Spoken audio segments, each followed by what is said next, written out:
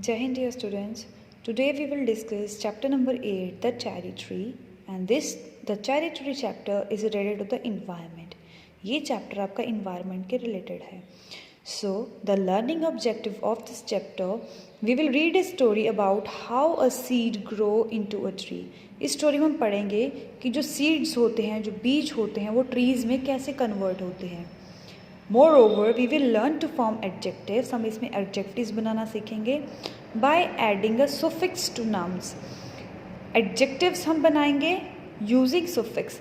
Suffix होते हैं बेटा a letter or group of letter you add at the end of the word and change its meaning.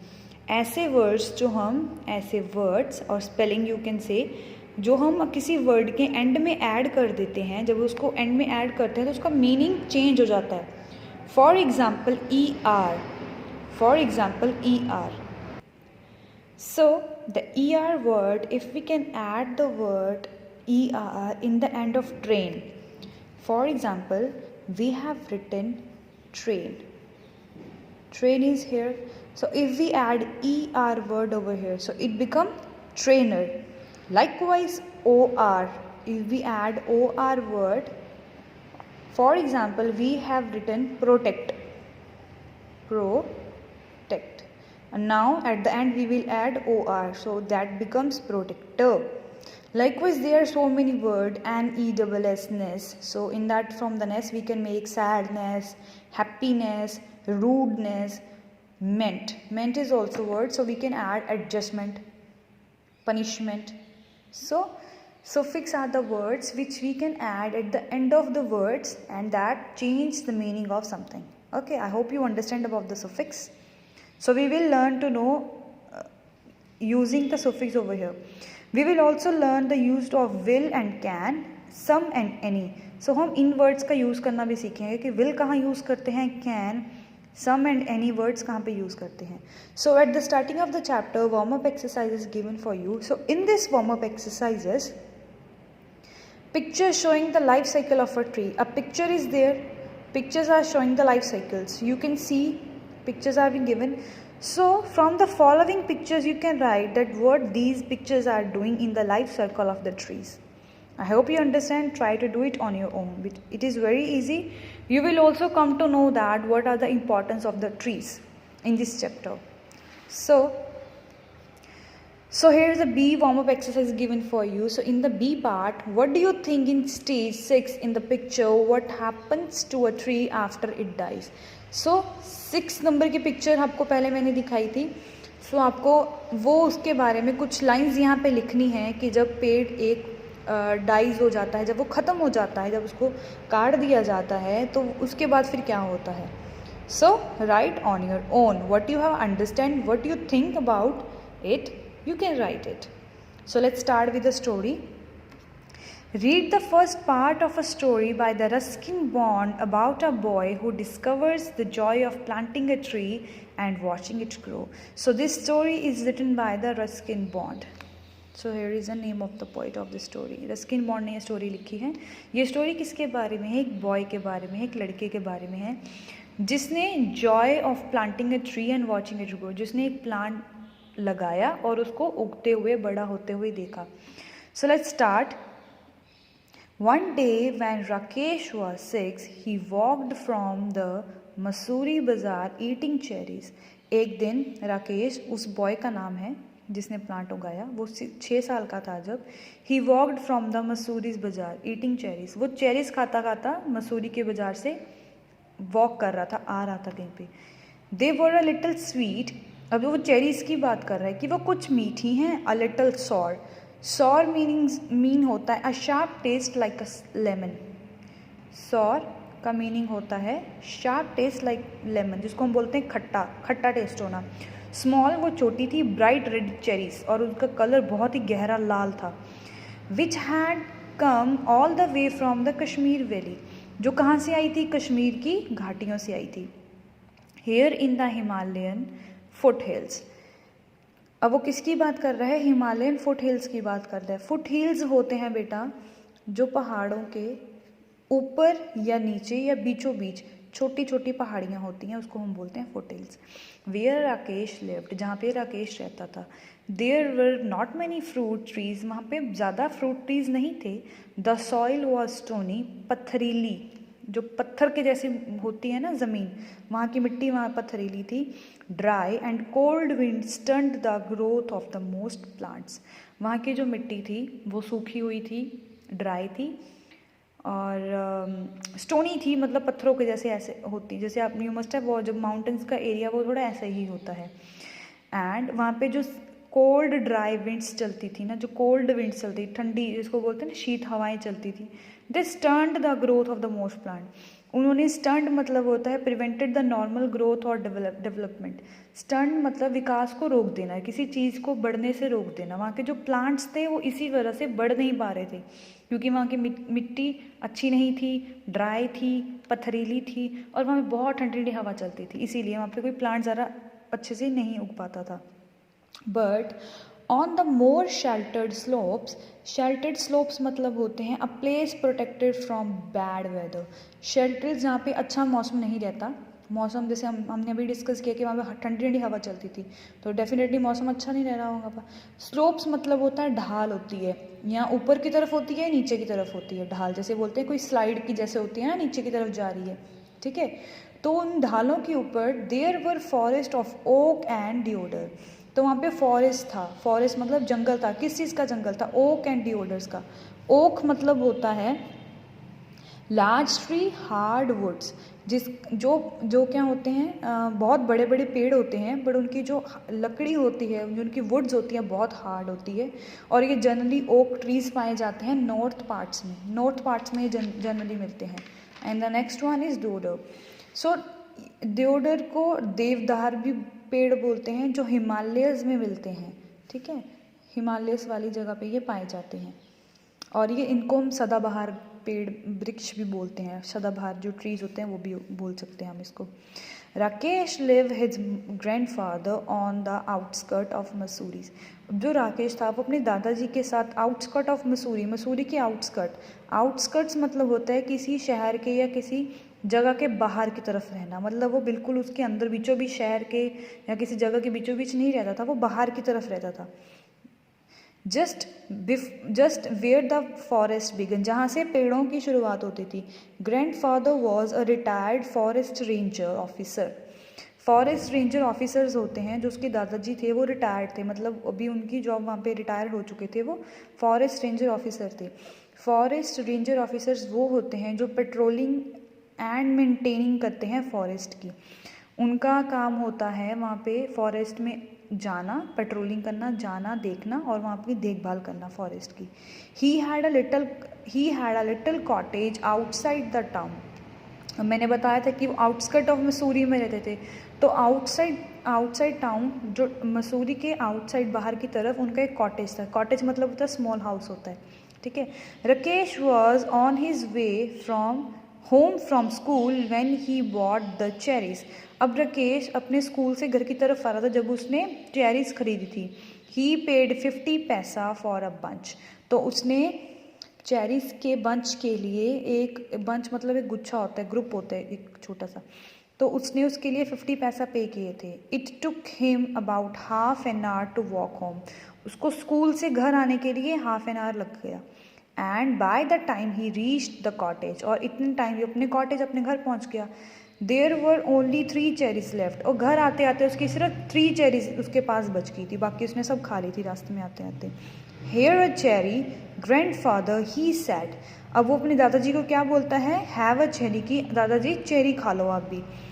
Said as soon as he saw grandfather in the garden, अब वो अपने school से वापस आ रहा था, आते आते उसने चेरीज ली थी, अब चेरीज में से सिर्फ 3 चेरीज उसके पास बच गई थी। जब वो अपने घर आया उसने अपने दादाजी को गार्डन में देखा और साथ में उसने पूछा कि दादाजी आप चेरी खाओगे। ग्रैंडफादर टुक 1 चेरी, और ग्रैंडफादर ने एक चेरी ले ली। And Rakesh promptly ate the other 2, और जैसे उसके दादाजी ने एक चेरी ली और फटाफट, प्रॉम्प्टली मतलब होता है बिना किसी चीज़ के वेट किए, बहुत जल्दी, इमीडिएटली उसने क्या किया, जो बाकी 2 चेरी थी वो भी फटाफट खा ली। He kept the last seed in his mouth for some time, और उसने क्या किया, जो उसका सीड था ना, जो उसका बीज था, चेरी के अंदर एक बीज होता है, उसने अपने मुंह में उसको रखा कुछ टाइम के लिए. Rolling it round and round on his tongue until all the Tang had gone. अब वो अपने मुंह में चेरी को लेके घुमाता रहा जब तक उस चेरी का कंप्लीटली टेस्ट, टैंग मतलब होता है पूरा टेस्ट, स्वाद, जब तक उसका पूरा टेस्ट चला नहीं गया. Then he placed the seed on the palm of his hand and studied it. फिर उसने क्या किया, वो जो चेरी उसके मुंह में जो बीज बच गया था, उसने उसको अपने पाम पे रखा. पाम मतलब होता है हमारी हथेली होती है जो, तो उसने अपने पाम पे रखा एंड उसके बारे में फिर सोचने लग गया. Are cherry seeds lucky, asked Rakesh. अब राकेश क्या पूछ रहा है कि जो चेरी के सीड्स होते हैं वो लकी होते हैं. Now of course nothing is lucky if you put it away. तो अब उसकी ग्रैंडफादर क्या कहते हैं, कुछ भी लकी नहीं होता अगर तुम इसको ऐसे ही फेंक दोगे तो. इफ़ यू वांट लक, अगर तुम्हें इस कुछ लक चाहिए, तुम्हें कुछ अच्छी चीज़ चाहिए, you must put it to some use. उसने कहा कि कुछ भी चीज़ अच्छी नहीं होती जब आपको उसको वेस्ट कर दोगे, वो अच्छी तब बनेगी जब आपको किसी यूज़ करने के काम में लेके आओगे. What can I do with the seed. अब वो क्या कह रहा है, वट कैन आई डू, मैं इसके साथ क्या कर सकता हूँ. तो वो उसके दादाजी क्या कहते हैं, प्लांट इट. उन्होंने बोला कि इसको कहीं पे लगा दो जहाँ से वो प्लांट हो जाए, प्लांटिंग हो जाए उसकी. So Rakesh found a small spade and began to dig up a flower bed. तो अभी राकेश ने क्या किया, एक छोटा सा स्पेड ढूंढा.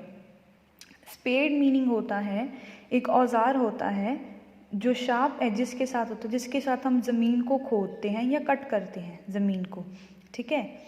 और अब उसने क्या किया, उसने एक स्पेड ढूंढा और उसने बिगिन टू डक, उसने वहाँ से ज़मीन खोदना शुरू कर दी. और फ्लावर बेड्स, वहाँ पे फ्लावर्स लगे हुए थे पहले से. हे नॉट देयर सैड ग्रैंडफादर. अब उसके ग्रैंडफादर क्या कहते हैं, अरे नहीं यहाँ पे नहीं.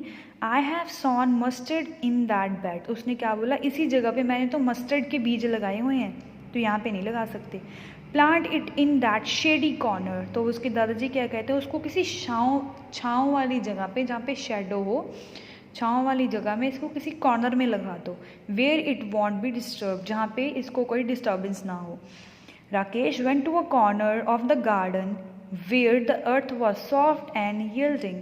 अब वो एक कॉर्नर पे, गार्डन के कॉर्नर पे चला गया जहाँ की ज़मीन बहुत सॉफ्ट एंड यील्डिंग थी. सो यील्डिंग मीन्स नॉट हार्ड और रिस्ट, ना तो वो ज़्यादा सॉफ्ट होती है ना ज़्यादा सख्त होती है, ठीक है.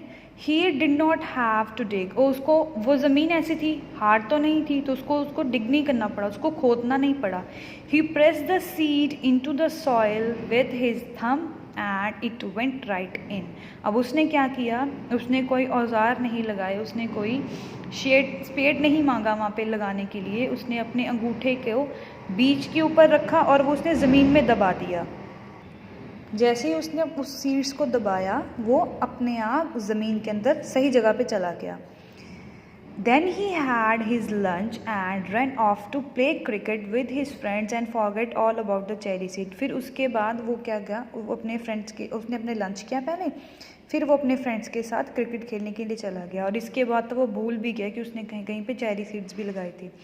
When it was winter in the hills, a cold wind blew down from the snow and went woo woo woo in the deodar trees, and the garden was dry and bare. So, अब winters के दिन आ गए, ठीक है. हवा, जब winters होती हैं, सर्दियाँ होती हैं, तो हवा बहुत ठंडी ठंडी चलती है. तो वहाँ पे थोड़ा स्नो का टाइम आ गया था, क्योंकि वो हिमालयस वाली साइड रहते थे ना, मसूरी वाली साइड थे. तो अब जो डेओडर के ट्रीज थे, उनमें से हवा जब क्रॉस होती है तो उनकी आवाज़ कैसे आ रही थी, वो वो वो, जब हवा चलती है ऐसी आवाज़ आती है ना. In the evening grandfather and Rakesh set over a charcoal fire. और एक शाम को राकेश और उसके दादाजी वो लकड़ियों की, जैसे लकड़ियों को हम आग लगा के हवा को सेकते हैं ना, हाथ पैर गर्म करते, तो वहाँ बैठे हुए थे. And grandfather told Rakesh stories. और ग्रैंडफादर राकेश को स्टोरीज बता रहे थे. Stories about people. अब वो किसकी स्टोरीज बता रहे थे, उन लोगों की स्टोरी बता रहे थे हु टर्न्ड इनटू एनिमल्स, वो लोग जो एनिमल्स में बदल गए. And ghost who lived in trees. And उन भूतों के बारे में डिस्कस कर रहे थे जो पेड़ों पे रहते हैं. And beans that jump. और उन बीन्स के बारे में जो जंप कर गए. And stored that wept. और वो स्टोन्स मतलब पत्थर, एंड वो पत्थर जो वेप्ट हो गए, वो कहीं चले गए. and in turn Rakesh would read to him from the newspaper. अब पर राकेश को न्यूज़पेपर से वो स्टोरीज पढ़ रहा था. ग्रैंडफादर आईसाइट मतलब होता है आंखों की रोशनी. ग्रैंडसाइड आईसाइट बीइंग रेदर वीक. अब उनकी ग्रैंडफादर थे, दादाजी थे, उनकी जो आंखों की रोशनी थी वो थोड़ी वीक हो गई थी. Rakesh found the newspaper very dull. अब राकेश को न्यूज़पेपर बड़ा बोरिंग लग रहा था, डल लग रहा था, उसको कुछ इंटरेस्ट नहीं लग रहा था. Specially after the stories. अब स्टोरीज के बाद तो कुछ ज़्यादा ही उसको बोरिंग लगने लग गया. But grand father wanted all the news. But उसके दादाजी को पूरी की पूरी न्यूज़ सुननी थी कि वो पूरी न्यूज़पेपर में है क्या. They knew it was spring, then a wild duck flew north again to Siberia. वो ऐसी न्यूज़ पढ़ रहे थे. स्प्रिंग मतलब वसंत होता है. अर्ली इन द मॉर्निंग, एक दिन सुबह, when he got up to the chopped wood and light a fire, Rakesh saw the V-shaped formation streaming northward and heard the calls of the birds clearly through the thin mountain air. अब एक दिन क्या हुआ, जब वो सुबह उठा उसने वी शेप्ड देखा. स्ट्रीमिंग फॉर्मेशन हो रही थी, स्ट्रीमिंग हो रही थी वहाँ पे. इसका मतलब ये होता है कि जब वो एक दिन सुबह को उठा उसने देखा कि जो बर्ड्स थी, जो आपने देखा होगा कभी चिड़िया जब एक साथ उड़ती हैं, इकट्ठे ग्रुप में उड़ती हैं, तो वो डिफरेंट शेप्स बनाती हैं. तो उसने वी शेप्ड देखा. वो जो बर्ड्स जब उड़ रही थी वो वी शेप्ड की फॉर्मेशन कर रही थी, एक सिस्टम बना रही थी, एक पैटर्न बना रही थी. तो उन्होंने वी शेप के पैटर्न में जब वो उड़ा, और जब सुबह उठ को उसको आवाज़ बहुत क्लियर आ रही थी बर्ड्स के उड़ने की. One morning in the garden he went to pick up what he thought was a small thing and found to his surprise that it was well rooted. अब एक दिन सुबह क्या हुआ, वो अपने गार्डन में गया. ही वेंट टू पिकअप, वो थोड़ा सा झुका पिक करने के लिए, देखने के लिए कि जो वहाँ पे जो उसने पेड़ उगाया था वो कैसा था. बट वो देख के सरप्राइज हो गया क्योंकि it was a well rooted. वो जो उसने चेरी लगाई थी ना अपने हाथ से, वो वेल रूटेड हो गई. तो उसमें उसके रूट्स निकल आए थे, जड़ें आ गई थी उसकी. He started at it for a moment. He stared at it. उसने कुछ टाइम के लिए देखा. स्टेयर मतलब होता है देखना ध्यान से. तो उसने कुछ टाइम के लिए उसकी तरफ देखा. Then ran to fetch grandfather. Fetch मतलब होता है लेके आना, कोई चीज़ को लाना. तो वो फटाफट उसको देखने गया और उसमें अपने ग्रैंडफादर को बुलाने के लिए गया. Calling grandfather come and look at the cherry trees has come up. तो उसने क्या बोला अपने ग्रैंडफादर को कि आओ दादाजी और आके अपने जो हमने चेरी का ट्री लगाया था उसको आके देखो. What cherry tree. उसके दादाजी बड़े शौक से पूछते क्या चेरी का tree. Asked grandfather who had forgotten about it. The seed we planted last year look it's come up. तो वो भी क्या कहता है, राकेश अपने दादाजी को क्या कहता है, हाँ दादाजी चेरी का ट्री, बट हम तो भूल ही गए थे, हमने उसको लास्ट ईयर लगाया था ना, आओ अभी हम दोनों चल कर देखते हैं उसको. Rakesh went down on his haunches. Haunches मतलब होता है थाइज, जो हम अपनी जिसको हम जाबे भी बोलते हैं, वो अपने थाइज के ऊपर ऐसे हाथ रख के थोड़ा सा झुक गया. वाइल ग्रैंडफादर, उसके दादाजी, bent almost double and peered down at the tiny tree. वो अभी जो राकेश था वो तो अपने घुटनों के बल हो गया था, ठीक है, थाइस के ऊपर ही था, अभी थोड़ा झुक गया था. बट जो उसके दादाजी थे वो ऑलमोस्ट नीचे ही बैठ गए थे उस पेड़ के पास. वो टाइनी ट्री, टाइनी मतलब छोटा सा tree. It was about the 4 inches high. अब वो कितना पेड़ हो गया था, 4 इंचेस ऊपर को बड़ा था वो. Yes it is a cherry tree sad grandfather. अब उसके ग्रैंडफादर ने क्या बोला, येस ये चेरी ट्री ही है. You should water it now and then. अब उसके दादाजी ने क्या बोला कि हाँ ये चेरी का ट्री है और तुम्हें इसको पानी देना चाहिए. और देन राकेश रन इंडोर. अब राकेश भाग के अंदर चला गया. इंडोर मतलब होता है अंदर, घर के अंदर चला गया. And come back with the bucket of water. और पानी के एक बाल्टी के साथ वापस आया. Don't drawn it said grandfather. Rakesh give it a sprinkling and circled with its pebble. What are the pebbles for? asked grandfather. अब जो राकेश जब अंदर गया था पानी देने के लिए, तो उसके दादाजी ने क्या बोला, इसमें एकदम से पानी मत डाल देना, इसमें स्प्रिंकलिंग करनी है. स्प्रिंकलिंग मतलब हल्का हल्का छिड़कना है पानी को. लिटल, जब हम पानी को स्प्रिंकल करते हैं ना, तो उसने बोला स्प्रिंकल करना है। और जो उसने जो अपना चेरी का ट्री था उसके आसपास सर्कल में ना, राउंड शेप में उसने वहाँ पे पेबल्स रख दिए। पेबल्स मतलब होते हैं पत्थर रख दिए। तब उसके दादाजी पूछते हैं ये पत्थर किसके लिए? तो राकेश क्या कहता है, फॉर प्राइवेसी, मतलब इसको प्राइवेसी देने के लिए, सिक्योरिटी देने के लिए। He looked at the tree every morning but it did not seems to be growing very fast. तो अभी राकेश अपने वो चेरी ट्री को जो उसने लगाया था वो रोज़ देखता था, पर उसको ऐसा लगा कि ये तो बढ़ ही नहीं रहा, ये बहुत धीरे धीरे बढ़ रहा है। So he stopped looking at it except quickly out of the corner of his eyes. अब वो उसने उसको पेड़ को रोज़ रोज़ देखना बंद कर दिया, ठीक है, बट उसको कभी कभी ना चोरी चोरी देखता था कि मैं हाँ देखूँ अपनी आँखों से। And after a week or two then he allowed himself to look at it properly. अब 1 या 2 हफ्ते के बाद उसने सोचा कि मैं इसको देखूंगा और अच्छे से देखूंगा, प्रॉपरली मतलब बहुत अच्छे से देखूंगा। He found that it had grown at least an inch. तो उसने देखा, उसको क्या मिला कि जो उसका जो चेरी का ट्री था वो थोड़ा सा इंच ही बड़ा था। That year of monsoon rain came early and Rakesh plodded to and from school in the raincoat and gum boots. अब वो क्या हुआ, एक दिन का जब मानसून का मौसम आता है तो उसने देखा कि बारिश इस साल कुछ ज़्यादा ही पहले आ गई है।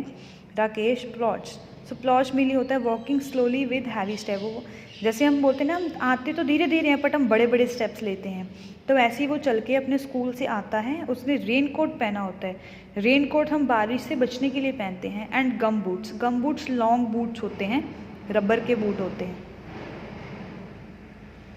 Friends, springe from the trunk of trees, strange looking lilies come up in the long grass, and even when it wasn't raining, the tree dripped and mist come curling up the valley. अब जब वो गम boots पहन के आके देखने आता है तो उसने क्या देखा, जो फ्रेंड्स स्प्रेंज होते हैं, फ्रेंड्स होते हैं बेटा जिनके फ्लावर्स अभी तक उगे नहीं होते, बट उनके जो फैदरी लीव्स होते हैं उनके पत्ते आ गए होते हैं, फ्लावर्स नहीं अभी आए होते हैं उनके ऊपर। एंड लिलीज थे, लिलीज पता है आपको, जो बड़े बड़े वाइट कलर के फ्लावर्स होते हैं वो होते हैं। लॉन्ग ग्रासेस काफ़ी बड़ी हो गई थी। And even it wasn't raining, और अभी रेनिंग भी नहीं हो रही थी। Trees dripped and mist come curling up the बीज। अब जो बारिश नहीं हो रही थी फिर भी पेड़ ऐसे लग रहे थे जैसे उसमें से कुछ ना टपक रहा हो, जैसे पानी टपक रहा हो उसमें से। और कर्लिंग अप द, उन्होंने पूरे वैली को कवर कर रखा था, जैसे हम बोलते हैं ना धुंध पूरी छा जाती तो कवर कर लेती है सब कुछ को। The cherry tree grow quickly in this season. तो इस सीज़न में जो चेरी है वो बहुत तेज़ी से बढ़ती है, उग जाती है, ग्रो होती है। It was about 2 feet high. अब वो 2 feet हाई हो गई थी। When a goat entered the garden and ate all the leaves. अब जब वो उसका पेड़, जो उसका चेरी ट्री, वो 2 feet हाई ही हुआ था, तो उसने क्या देखा, एक गॉट उसके गार्डन में आती है और सारे के सारे जो उसके प्लांट्स होते हैं उसको खा जाती है, जो उसके लीव्स सारे खा जाती है। Only the main step and the two thin branches remained. अब उसने सब कुछ खा लिया, सिर्फ उसकी मेन ब्रांचेस जो नीचे उसकी जड़ होती है ना, सिर्फ वो बची थी, बाकी उसने सब कुछ खा लिया था। Never mind, said grandfather, seeing that Rakesh was upset. It will grow again. Cherries trees are tough. अब उसके ग्रैंडफादर क्या देखते हैं कि राकेश अब बहुत सैड हो गया है, क्योंकि वो तो बहुत मेहनत से चेरी का ट्री लगाने में ट्राई कर रहा था। तो उसके ग्रैंडफादर उसको क्या कहते हैं, डोंट सैड, कि तुम अपसेट मत हो, तुम सैड मत हो। चेरी के जो ट्रीज़ होते हैं बहुत टफ होते हैं, बहुत स्ट्रॉन्ग होते हैं, ये अपनी जड़ें नहीं खोएंगे, ये वापस उग जाएंगे। So this was all about the today's story, the cherry tree. So आपको ये स्टोरी कैसे लगी आप मुझे ज़रूर बताना, okay. I hope you understand about this story. So read it again and underline the important words. You can write its meanings too. Thank you. Have a nice day.